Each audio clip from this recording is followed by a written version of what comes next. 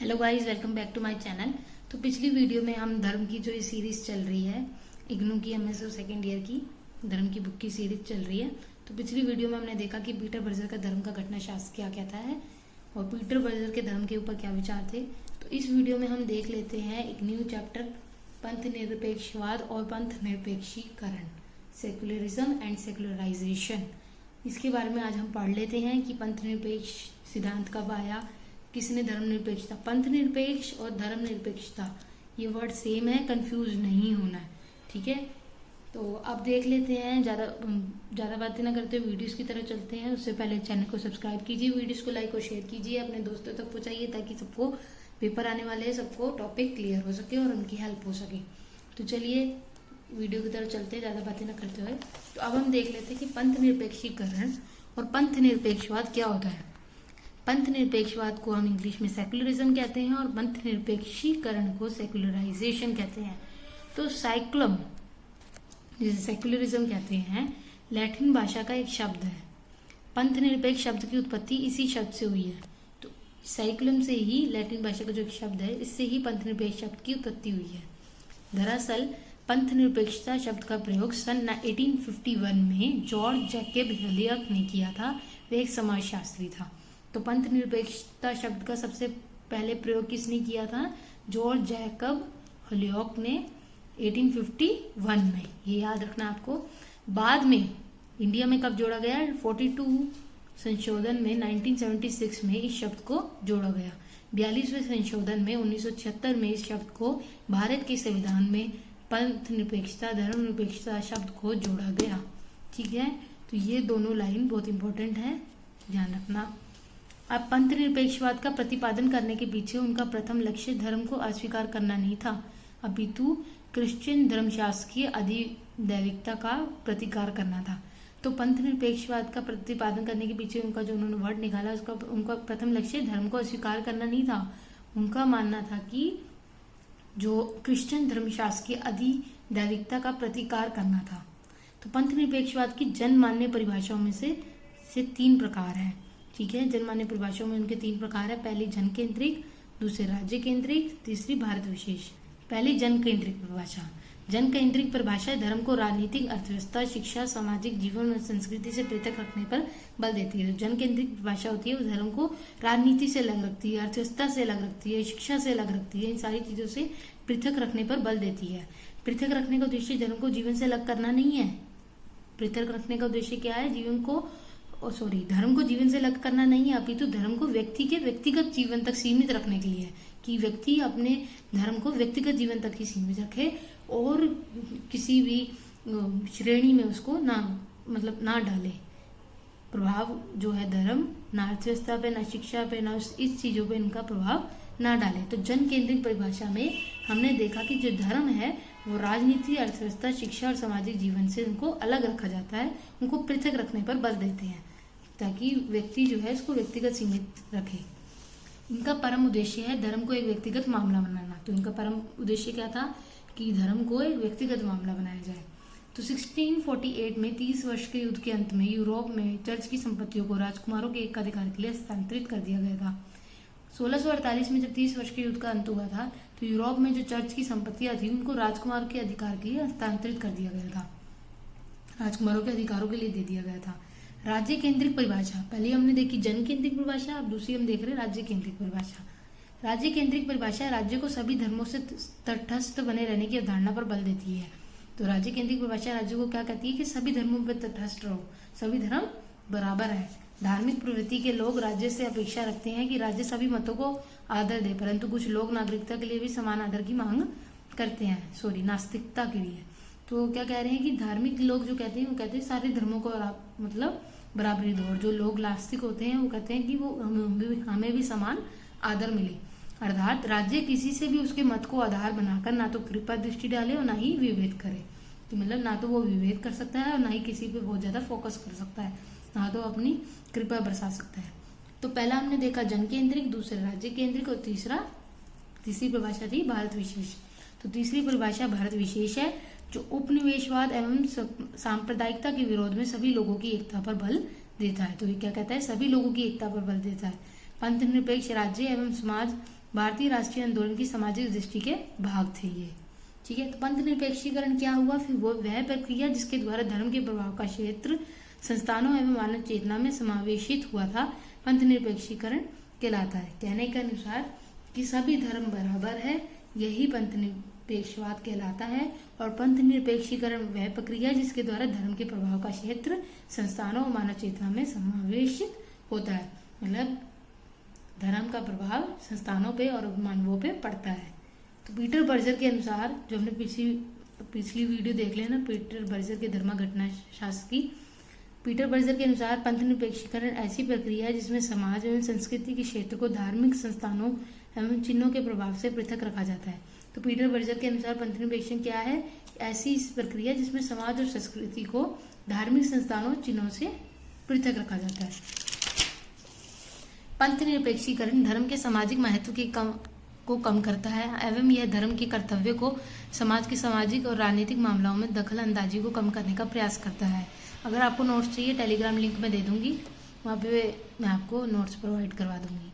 पंथ निरपेक्षीकरण धर्म के सामाजिक महत्व को कम करता है, ठीक है, और वह धर्म के कर्तव्यों को समाज के सामाजिक और राजनीतिक मामलों में दखल अंदाजी को कम करने का प्रयास करता है।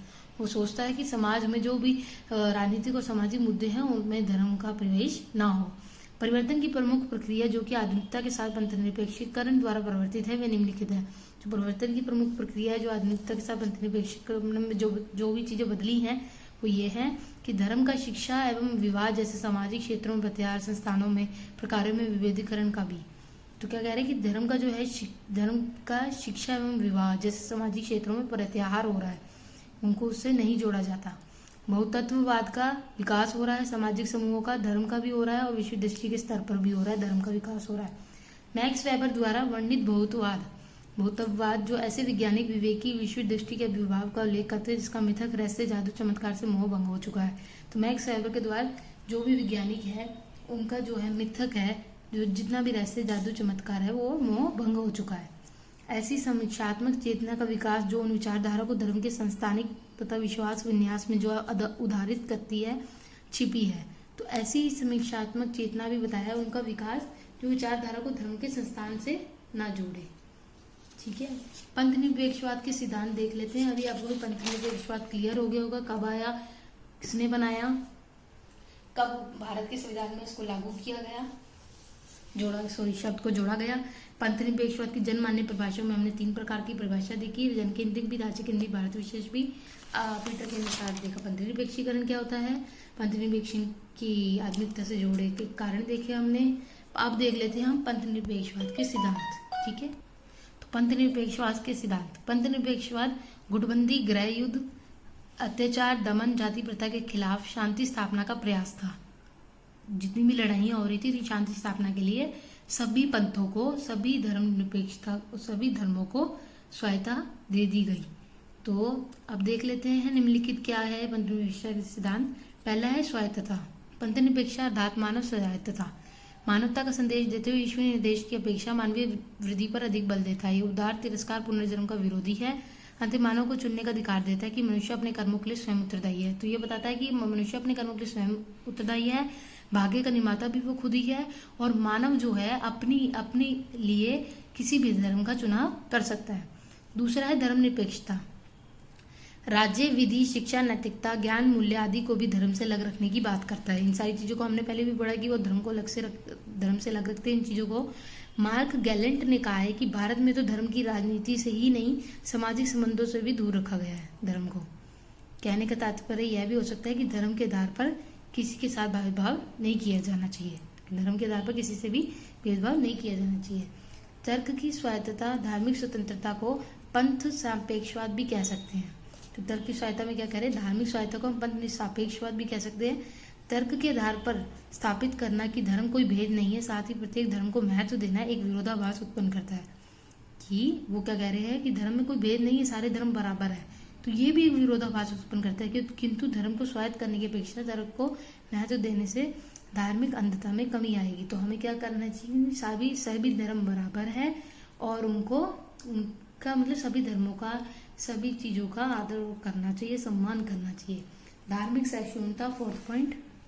पंथ निरपेक्षता बहुलवाद एवं धर्म सहिष्णुता पर बल देती है। अर्थात कोई भी धर्म छोटा बड़ा नहीं है, बल्कि सभी धर्मों के प्रति सद्भावना और पंथनिरपेक्षता को धर्मनिरपेक्षता से जोड़ देती है। तो क्या कह रहे हैं कि सभी धर्मों सब बराबर है, कोई भी धर्म छोटा बड़ा नहीं है।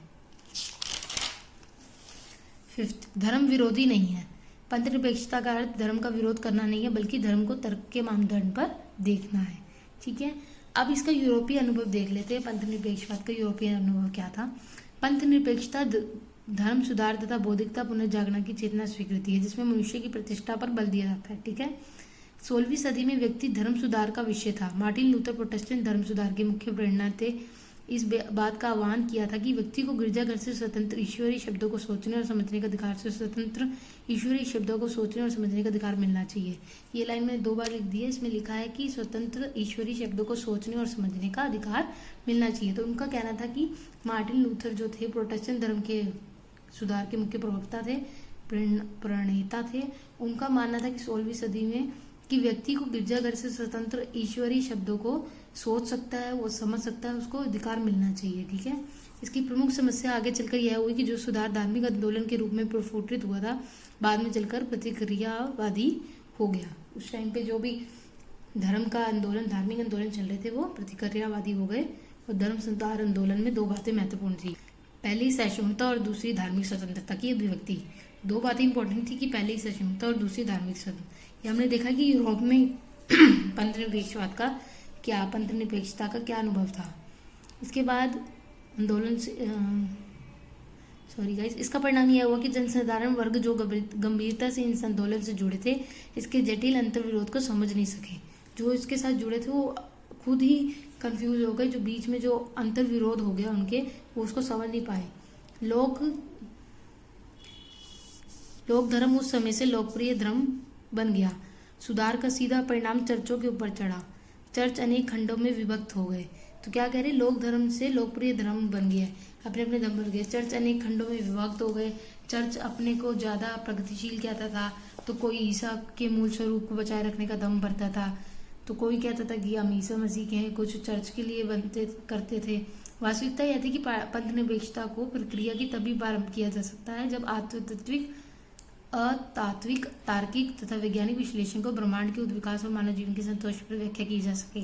तो क्या कह रहे हैं कि वास्तविकता यह थी कि पंथनिरपेक्षता को प्रक्रिया की, तो उनका ये कहना था कि वास्तविकता यही है कि पंथनिरपेक्षता को प्रक्रिया से जोड़ा जाए, उसे उसका परम किया जा सके, जब कि ब्रह्मांड के उद्विकास और मानव जीवन की संतोषप्रद व्याख्या की जा सके।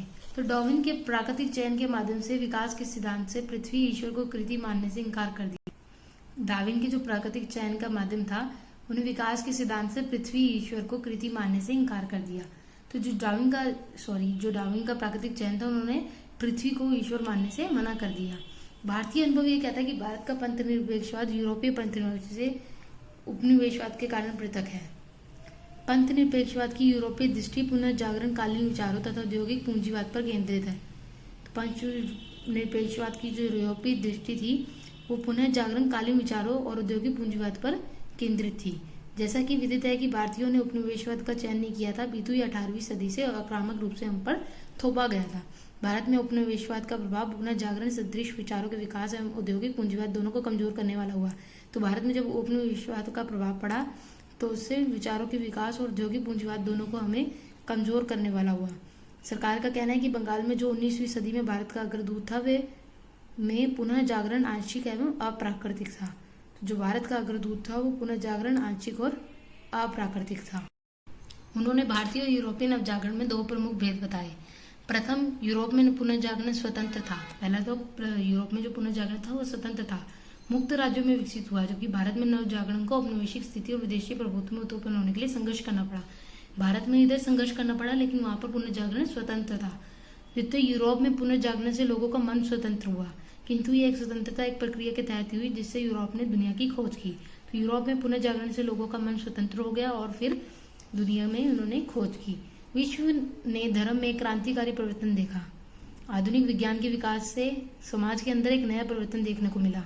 केंद्रीकृत राज्यों का एक उदय देखा गया। पुरानी समाज व्यवस्था को टूटते देखा गया, जिसमें राजाओं की शक्ति सीमित हो गई। व्यापार, उद्योग, कृषि का पुनर्गठन हो गया। भारतीय नवजागरण का स्वरूप इसमें यूरोप की तुलना में शक्ति की दिशा कुछ अलग थी। तो उन्होंने देखा कि क्रांतिकारी परिवर्तन होने लग गए, नए परिवर्तन देखने को मिले। राजा की जो व्यवस्था थी, राजाओं की शक्ति थी, वो सीमित हो गई। तो सामंतवाद व साम्राज्यवाद दोनों के गठजोड़ से आम जनता पिस रही थी। अंधविश्वास व रूढ़ियां समाज में विद्यमान थी। कुछ वर्गों के अंदर नवीन चेतना का विकास हुआ था, जिसके फलस्वरूप समाज में व्याप्त जकड़बंदी से मुक्ति पाने का प्रयास किया जा रहा था। तो सामंतवाद और साम्राज्यवाद दोनों के गठजोड़ आम जनता में पिस रही थी और अंधविश्वास और रूढ़ियां समाज में अभी भी विद्यमान थी। 1905 में जो बंगाल का विभाजन हुआ था, तो तब लॉर्ड क्रूज जो थे वहाँ के वायसराय थे, तब से ही पंथ निरपेक्षवाद जो है की भावना बढ़ी थी, क्योंकि धर्म आधारित था वो। ये जकड़बंदियां, सती प्रथा, बाल विवाह जो थी, पुनर्विवाह, विधवा पुनर्विवाह, शिक्षा का प्रसार, दलित वर्गों का उत्थान, ये सब रूढ़ियां इसे मुक्ति के उत्थान तक सीमित थी। यूरोप की जनता अधिक समृद्ध थी। उन्होंने अपना विकास अनेक तरह के प्रपंचों के माध्यम से किया। कारण साफ है, मानवतावाद जिसकी संकल्पना सबसे ऊपर है, नवजागरण की अवधारणा को आगे बढ़ाने में अधिक सहयोग व्यक्त करता है। तो मानवतावाद ही नवजागरण को बढ़ाने में सहयोग करता है। नवजागरण की अवधारणा एक विश्व का नेतृत्व कर रही है जहाँ की जनता जाहिल है लेकिन उसका मन पवित्र है। तो नवजागरण की अवधारणा ये बताती है कि वो एक जनता का नेतृत्व कर रही है जहाँ पे उनका मन पवित्र है। अब आता है धार्मिक बहुलवाद, लास्ट टॉपिक। धार्मिक बहुलवाद के संदर्भ में कहा जा सकता है कि एक ऐसा समाज जिसमें लंबे समय के अंतर्गत विभिन्न धर्मों के व्यक्ति अपने ढंग से विभिन्न संस्कृतियों और विश्वासों का पालन करते हुए समाज में एक साथ रहते हैं। धार्मिक बहुलवाद वो होता है जहाँ पे अलग अलग धर्मों के लोग पाए जाते हैं और अपने अपने धर्मों को मानते हैं और उनकी संस्कृतियों पर विश्वासों का पालन करते हैं। और गहरे आपसी संबंध के कारण धर्म के आधार पर कुछ समान मूल्यों का भी जन्म होता है।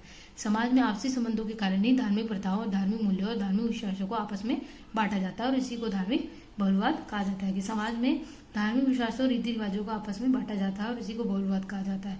तो अभी हमने देखा कि इस वीडियो में पंथनिरपेक्षवाद क्या है, पंथनिरपेक्षीकरण क्या है, कब इस वर्ड का उद्गम हुआ, कब इसे भारतीय संविधान में जोड़ा गया, इसकी परिभाषा देखी हमने, पंथनिरपेक्षवाद के सिद्धांत देखे हमने, यूरोपीय अनुभव, भारतीय अनुभव देखा, क्योंकि ये इग्नू के पेपर्स में आया हुआ है पुराने। ठीक है, तो इम्पोर्टेंट टॉपिक है ये भी, तो इसलिए मैंने आपको ये इसके साथ ही करवा दिया है। धर्म की सीरीज में इसको भी जोड़ दूंगी मैं। प्लेलिस्ट की जो लिंक है प्लेलिस्ट का, वो मैं कमेंट बॉक्स में लिख दूंगी, वहां से आप धर्म की सारी वीडियोस देख सकते हैं। चलिए अभी नेक्स्ट वीडियो में मिलते हैं। बाय। वीडियो को लाइक कीजिए, शेयर कीजिए, चैनल को सब्सक्राइब करना ना भूलिए। Okay bye.